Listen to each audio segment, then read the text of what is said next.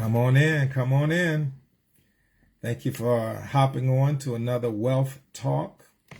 I've already given an overview of what this series is going to be dealing with, biblical principles, the what and why of wealth building, earning high, spending low, investing, and passing wealth on.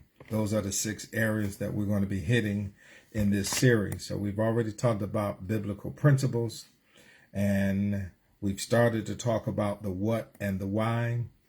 Talked about the what in our last talk. Now I want to talk about the why.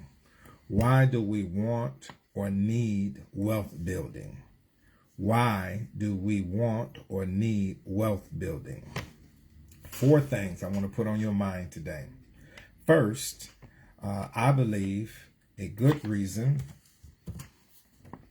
to have wealth is so you are not forced to work a job that you hate. There are too many people who hate their jobs, or at least are not excited about their jobs.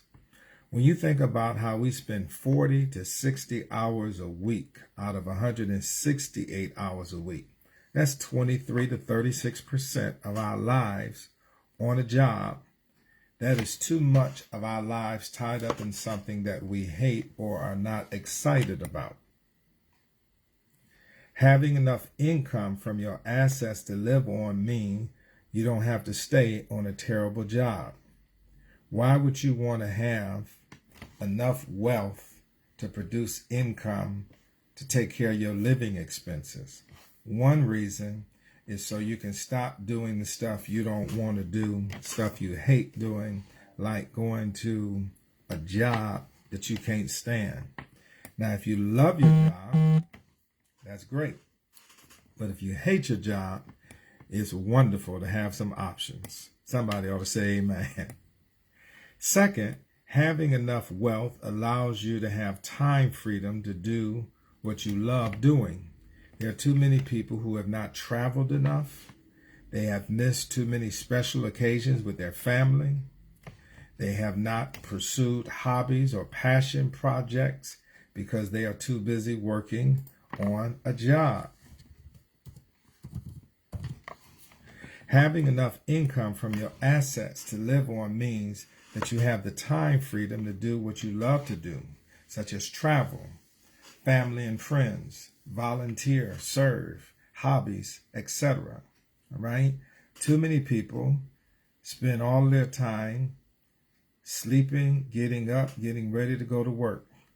Work, come home from work, get something to eat, watch a little TV, go to bed so you can get up in the morning and go to work. You work, you come home from work, you get a little something to eat, you watch a little TV, you go to bed, you go back to work. What's missing in this picture? A family. When is the time for travel? When is the time to do those passion projects that you want to do, etc.? When you got enough money coming in from your investments, from your assets, then you have more time freedom to do more of the stuff that you really want to do. Third reason why you want to build your wealth is so having enough wealth allows you to be a blessing to others. Perhaps especially church folk are good at saying they are going to pray for someone or saying they have someone in their thoughts. I'm not knocking prayer, but prayer and a check may go a little further. Scholarships, disaster relief, youth programs, health research, helping with the homeless, etc. need more than prayer.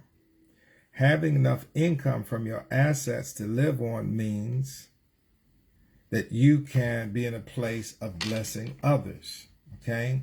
Having enough income from your assets to live on means you are in a place to help others with your resources. All right? So I'm not knocking prayer, so please don't send me nasty little messages. Prayer is good, but it's good to have prayer and doing your part. When Jesus talks about the sheep on his right and the goats on his left, the sheep didn't just pray for more water and more food and more clothes. They provided water, food, clothes. That meant they had to have some water, food, and clothes to give. And so a great reason to develop your wealth is not just for your own personal comfort, but so you can be a blessing to others. We've talked about that under biblical principles. And then a fourth reason for having wealth is having enough wealth allows you to bless the generations that come behind you. I am most familiar with the African American experience. I'm sure Native Americans have their experience. Not all white people are rich and wealthy. There are some poor whites as well. But I'm most familiar with the African American experience. In too many cases, each generation has to start from zero.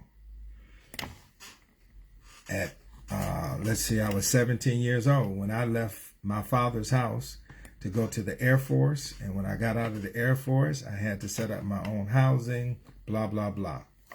My children left my house to establish they actually went to college. And when they came out of college, they set up their own households. I was able to give them a few dollars, thousands of dollars more than my father gave me. But the ideal is they still started relatively from zero.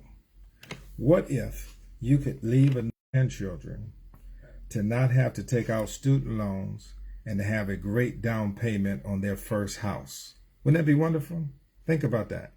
What if your grandchildren did not have to take out student loans?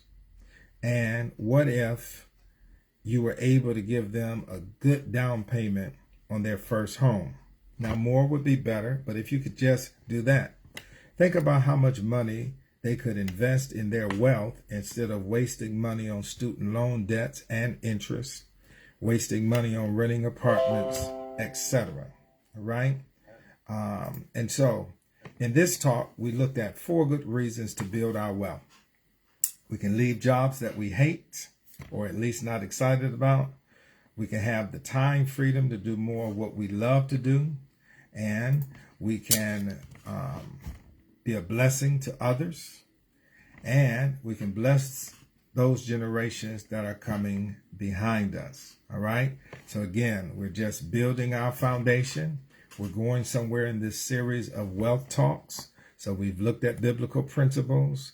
We've just finished our talking about the what and why of wealth building.